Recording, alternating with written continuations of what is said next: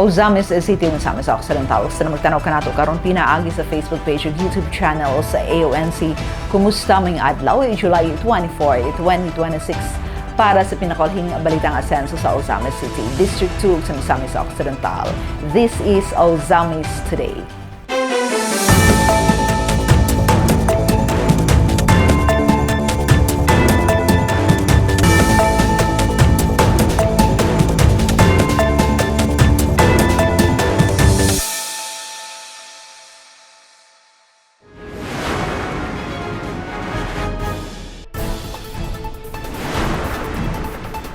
Dugang kalampusan batok sa illegal nga druga. Barangay 50th District drug cleared na. 29 ka barangay nagmintinar sa ilang drug cleared status.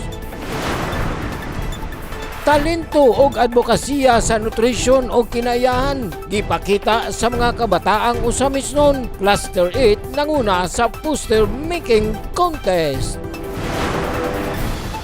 Suporta sa sektor sa pangisda maski palambo. 17 ka Fisher Folk sa dakbayan sa Ozamis nakadawat og FRP boats o fishing gears. Mga mensaheng makapadasig sa paglihok. District 1 nanguna sa first ever DRRM Notary Creative Advocacy Rails Competition. Suporta sa mga persons with disabilities maski paligon, pinaagi sa longganisa, tusino o bangus processing livelihood training. Halos 900 ka mga tinunan nakabenepisyo sa paglusad sa school-based feeding program sa Ozamis. Dahil sa matikson ng iyong tigbalita, ania ang mga detalye.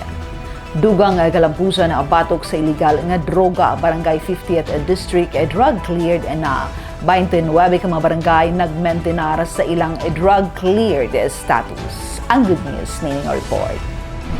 Padayon na sa paglihok paingon sa mas luwas ug himsog nga komunidad ang edakbayan sa Ozamis, human opisyal nga gideklarar ang barangay 50th District isip usa na ka drug cleared barangay sa Regional Oversight Committee on Barangay Drug Clearing kun ROC BDC samtang 29 ka mga barangay sa dakbayan sa Ozamis nga una nang gideklarar nga drug cleared malampusong na retain ang ilang drug cleared status. Gipahigayon ang Declaration and Retention Ceremony Hulyo 23, 2026 sa Philippine Drug Enforcement Agency kun PDEA Regional Office sa El Salvador City. Diin formal nga giila ang paningkamot sa mga barangay ug sa lokal nga pagkamahanan sa Ozamis sa pagpaligon sa kampanya batok sa illegal nga droga. Gipanguluhan ng ROC BDC ni PDEA Regional Director 3 Alex Tablate, Regional Director sa PDEA Regional Office 10 Northern Mindanao. In full force nga mitambong sa maong ROC BDC sila Attorney Francisco III Julita, isip representante ni Mayor Sam Norman G. Fuentes, uban nila Department of the Interior and Local Government kun DILG LGOO Ejel Vedra, Ozamis City Police Station OIC Police Major Agustin G. Arazo, City Health Officer Dr. Maria Florilin Irog-Irog, Barangay 50th District Punong Barangay Evelyn Recamadas o mga miyembro sa City Anti-Drug Abuse Council kun kada. Gipasidunggan usab ang musunod nga mga barangay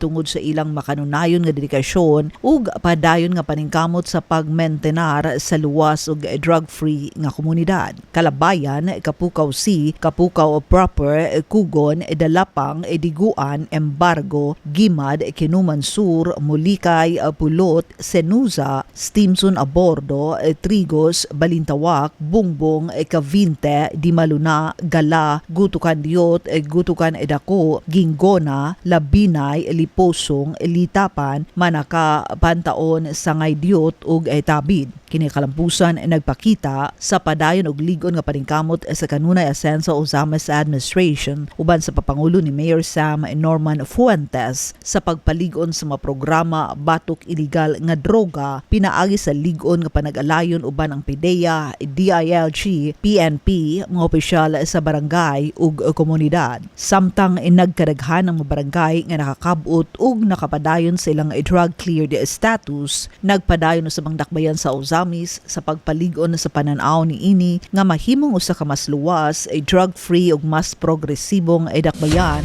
alang sa matag Ozamis. Talento ug advokasya sa nutrisyon ug kinaiyahan gipakita sa mga kabataang Ozamisnon. Cluster 8 ang nanguna sa poster making contest. Atong dawaton ang report ni Angela Quirante.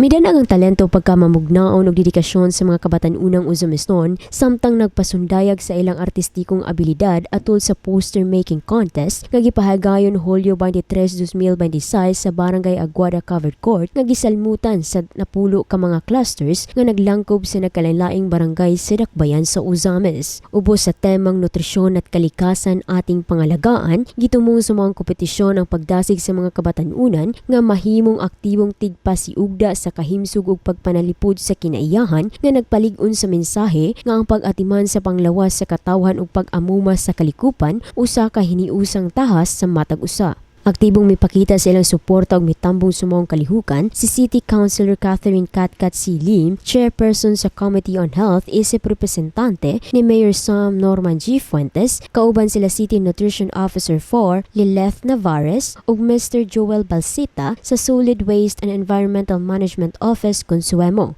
nga nagsilbing chairman sa Board of Judges. Sa iyang mensahe, gipasalamatan ni Councilor Lim ang matag partisipante nga migahin gayud og panahon sa pagdawat sa mong hagit aron i-representar ang ilang tagsa-tagsa ka barangay o cluster. Hatag yun mo o inyong panahon para inyong iambit sa amuang programa kining iyang poster making contest. Be proud and ipadayon ang atong pag-asenso. Daghang salamat. Gipahimangnuan usab niya ang mga partisipante sa wala pagisugdan ng maong kompetisyon nga ilang i-enjoy ang paghimo og poster ug dili magkuli sa pagpasundayag sa ilang mga ideya. I-enjoy lang yun ninyo mga taga-clusters 1 to 8 ang inyong pagbuhat, ibuhos tanan inyong mga idea.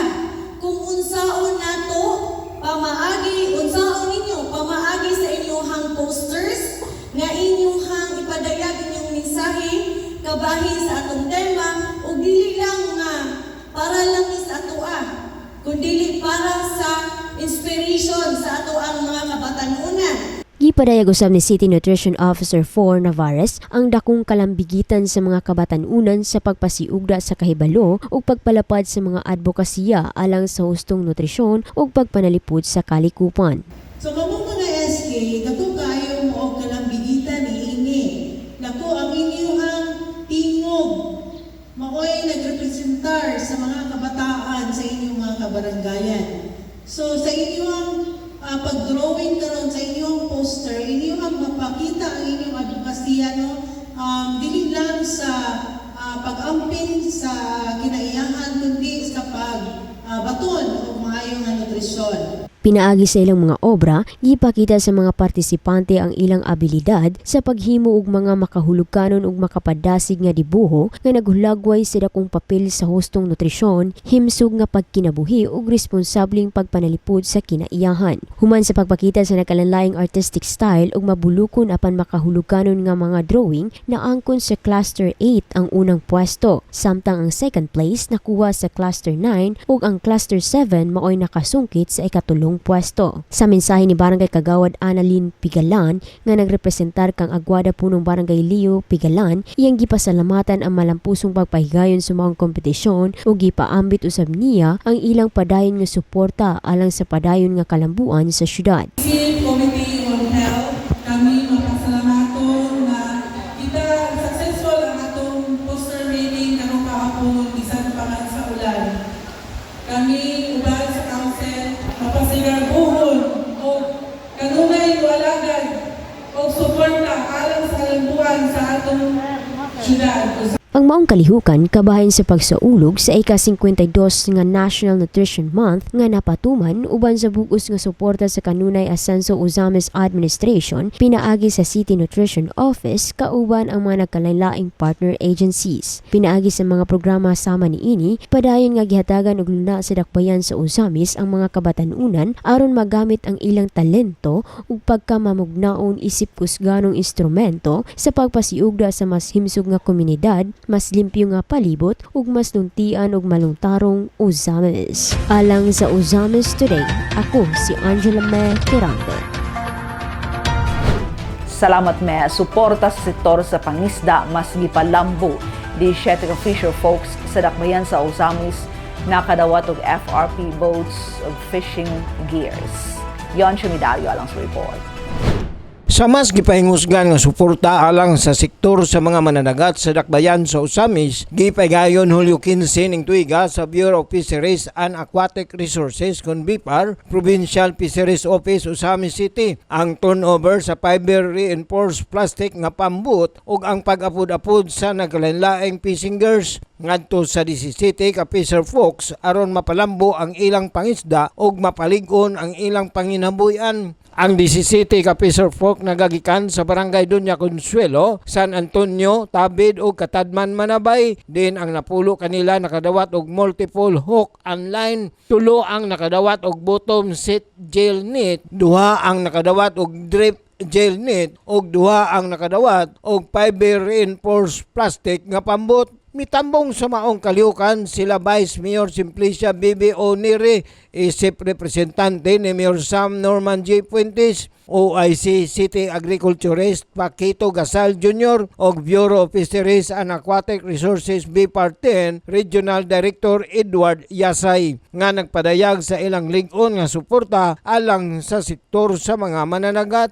Matud pa ni OIC City Agriculturist Gasal, ang maong inisyatibo gipunduhan sa BIPAR pinaagi sa pakigtambayayong sa LG Uzamis ubos sa pagpangulo ni Mayor Sam nga nagtumong nga ang matag sektor sa syudad matagaan og igong pagtagad, suporta og benepisyo. Kanisa na project is funded by BIPAR niya with a partnership sa ato sa local government na atong leadership na sa ato si Mayor Sam Norman G. Fuentes na tanang sektor sa ato giya yung gitutukan natagaan og mga benepisyo og mga suporta isip para sa inyo mga fisher folk.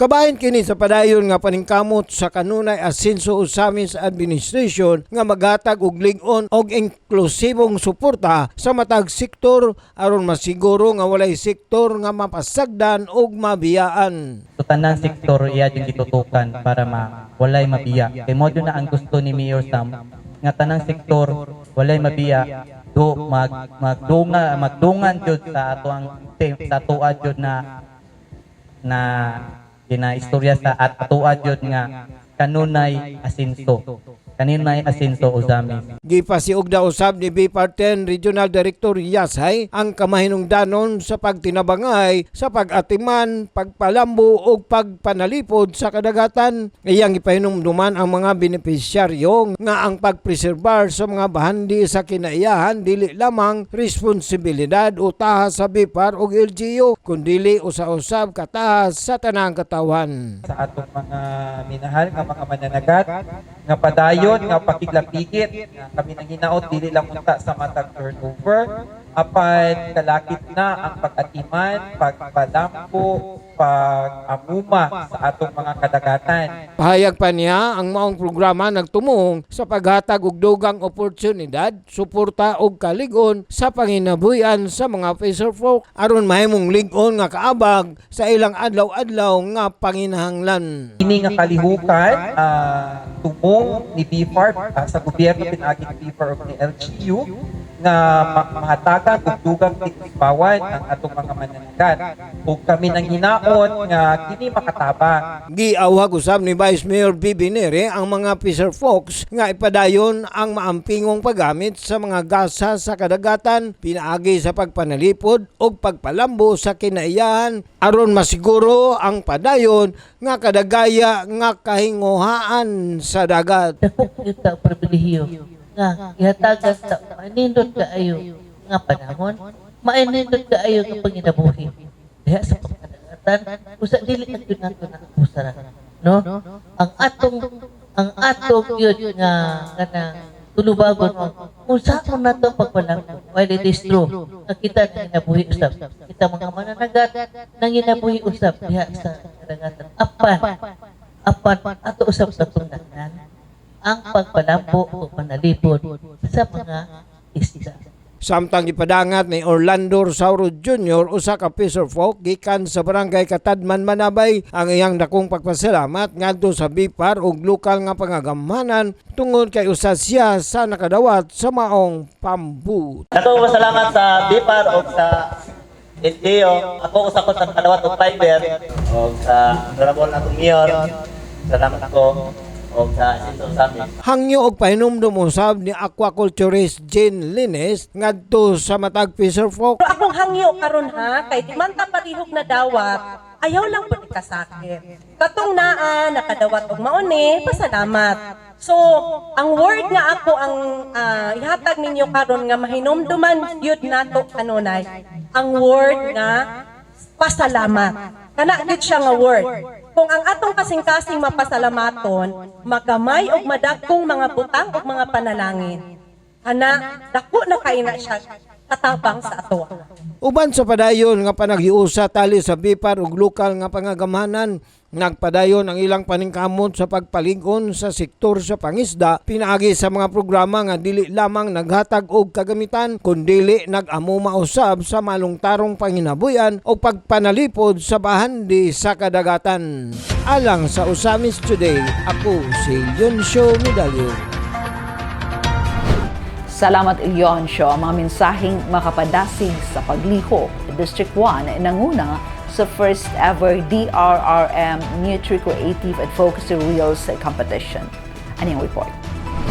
Aron mapalapdan ang kahibalo ug partisipasyon sa katawhan, ilabi na ang mga kabataan, kabahin sa pagpangandam batok sa makatalagman, hustong nutrisyon ug pagpanalipod sa kalikupan, malampusong gipahigayon sa lokal nga pagamahanan sa dakbayan sa Uzamis, pinaagi sa City Disaster Risk Reduction and Management Office ug City Nutrition Office ang first ever DRRM Nutri Creative Advocacy Reels competition Hulyo 22, 2026 nga nagdala sa temang asenso sa nutrisyon ug kalikupan, hiniusang paglihok alang sa mas asensong kaugmaon. Ang maong kompetisyon gipahigayon sa City Gymnasium, din kini gitambungan sa mga high school students gikan sa nagkadaiyang public schools sa syudad sama sa Ozames City National High School, Domingo A. Barloa Integrated School, Misamis Annex Integrated School ug Jacinto Nimenyo Integrated School. Presente usab sa mga kalihukan sila City Councilor Attorney Marcelian Mars Tapayan, Chairperson on Disaster, City Councilor Catherine Katkat Elim, Committee Chairperson on Health, City Councilor Cecil Yuko, Committee Chairperson on Education, ug City Councilor Juanito Junjun Sakin Jr. Laki pusab sa may pakita og suporta ang opisyal gikan sa Department of Education, Division of Ozames City, school heads, teachers ug ang mga representante gikan sa Provincial Office sa Department of Health. Gilangkuban sa 8 ka partisipante gikan sa nagkadaiyang distrito sa Dakbayan ang maong Reels competition. Laki pang District 9 Malaubang Integrated School, District 5 Domingo A. Barloa Integrated School, District 3 Misamis Annex Integrated School, District 10 Jacinto Nimenyo Integrated School, District 4 Ozames City School of Arts and Trades, District 1 Ozames City National High School, District 8 Cogon Integrated School ug District 7 Montol National High School. Mato ni Consi Halim, ang maong kalihukan dili lamang kompetisyon kundi usa ka higayon alang sa mga partisipante nga magamit ang ilang pagkamamugnaon ug talento. By working together, we can build healthier families, stronger communities, and a better future for everyone. Today is more than just a competition. It is an opportunity for our participants to use their creativity and talents to inspire others and spread awareness about the importance of nutrition, disaster preparedness, and environmental protection. Sa mensahe ni Mayor Sam Norman G. Fuentes, nga gipahayag pinaagi ni Konsehal Tapayan, iyang gidasig ang tanang partisipante nga ipadayon ang paggamit sa ilang talento ug pagkamamugnaon isip instrumento sa pagpakaylap sa mga advokasya nga naghisgot sa hustong nutrisyon ug pagpanilipod sa kalikupan. Iyang gipasiug daw usab ang importansya sa mong kalihukan nga dakong ay nakatampo sa pagpaligon sa kahibalo, panaghiusa og positibong epekto alang sa mas lig-on nga kaugmaon sa dakbayan. Yung tati kini, like, when you create an idea, an innovation, it means an improvement. When you make an advocacy, meaning there's a movement. And the moment there's a change, and in a change, we could hope that there will be a development. Nakikaw-kaon at puso tungkol sa kalihukan at mo sa kanila. Uban sa kinitibuk ang score nga 80.33% na angkon sa District 1 nga representahan sa Ozames City National High School ang first place nga adunay pa premyo nga 15,000 pesos. Second place ang nakuha sa District 7 human makascore og 78.33% nga nagdala sa 12,000 pesos nga cash prize ug ang third place nakuha sa District 9 dala ang 10,000 pesos nga cash prize. Ang mga non-winning entries nakadawat usab consolation prizes nga nagkantidad og 3,000 pesos ang matag usa isip pag-ila sa ilang partisipasyon ug pagpakita sa pagkamamugnaon sa maong kompetisyon. Ang formal nga pagtunol sa certificates of recognition ug cash prizes ipahigayon atol sa Joint National Disaster Resilience Month and Nutrition Month 2026 Culmination Program and Awarding Ceremony nagigirtakdang ipahigayon sa Hulyo 31, 2026 sa City Gymnasium. Isip kabahin sa pagselebrar sa National Disaster Resilience Month ug Nutrition Month 2026, padayon ipaligon sa lokal nga pagamahanan sa dakbayan sa Ozames ang panaghiusa sa komunidad pinaagi sa mga inisyatibo sama sa DRRM Nutri Creative Advocacy Reels Competition nga nagtumong sa pagdasig sa kabatan-unan ug katawhan nga mahimong aktibong kabahin sa pagpalambo sa mas andam, himsog ug malungtaron nga kaugmaon. Suporta sa mga persons with disabilities mas gipalig-on pinaagi sa longganisa, tosino ug bangus processing livelihood training. Atong dawaton ang report ni Angela Mekirante.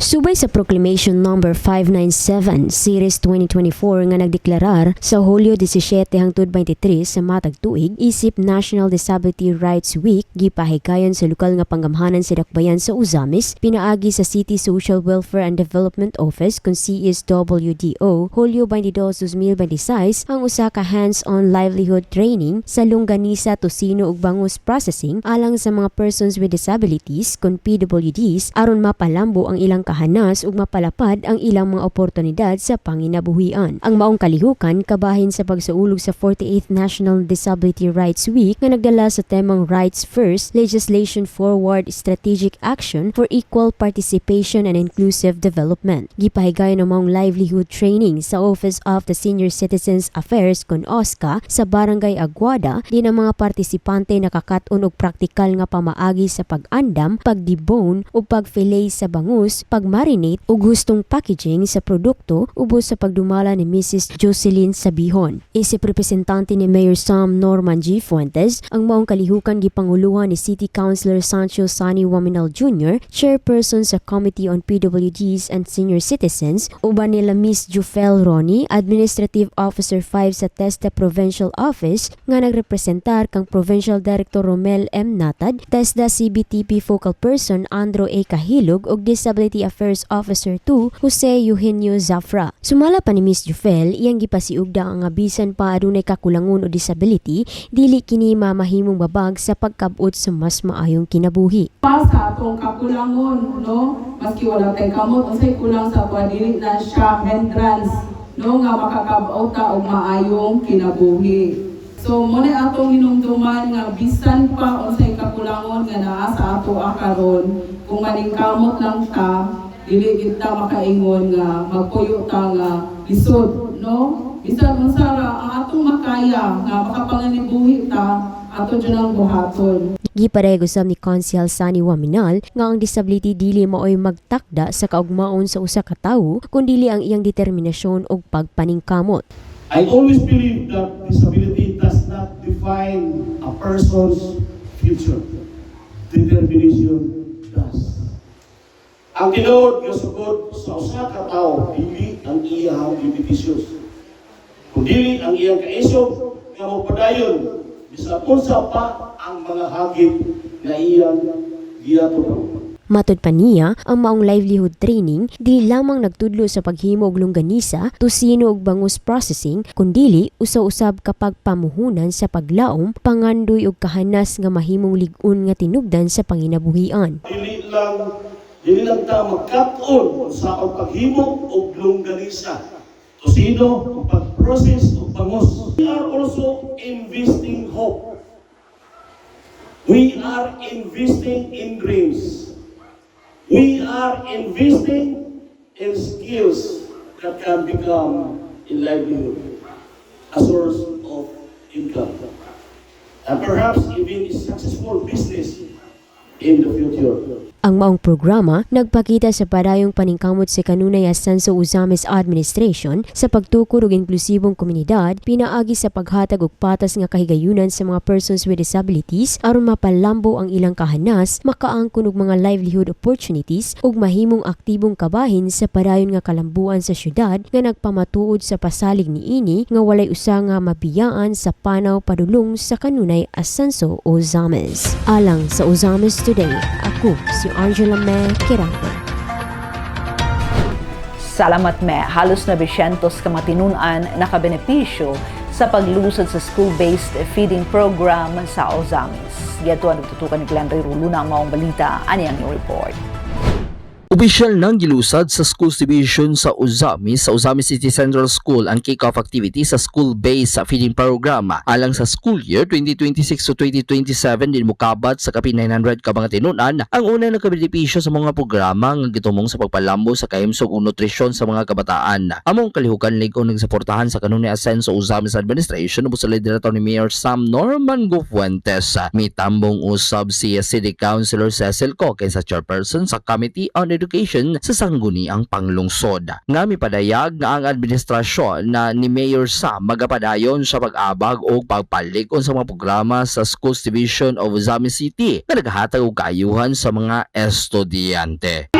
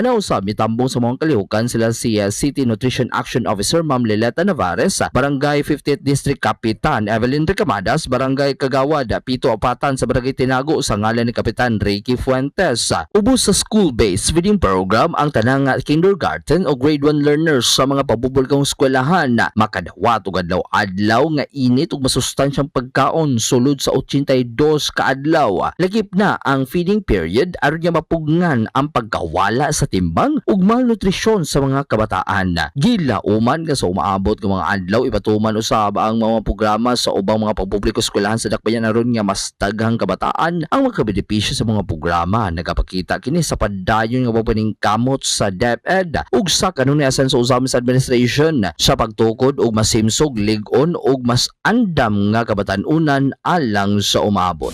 Alang sa Uzamis Today, kini si Glenn Ray Roluna. Salamat Glenn, Uzamis Today tud kanato ingon nga serbisyo publiko sa kanunay asenso Uzamis Administration pinaagi sa asenso Uzamis News Channel ubos sa pagdumala ni Mayor Attorney Sam Norman G. Fuentes. Alang sa dugang impormasyon, please like our official Facebook page as Sam Norman Fuentes. Attorney Indy Waminal, kung ando Waminal o Asenso Uzamis News Channel, please subscribe to the official AONC YouTube channel. Sa ngalan sa kinitibukang AONC team, Leoncio Medalio, Adon Vicene, June Purgatorio, Ares Carpio, Kim Tangaro, Makunchul Malinis, Angela Mequerante, Mary Anna Lumapas, Xander Dalito, si Glenn Ray Roluna sa Misamis News Network. Ako si Dazzle Motikson, daghang salamat.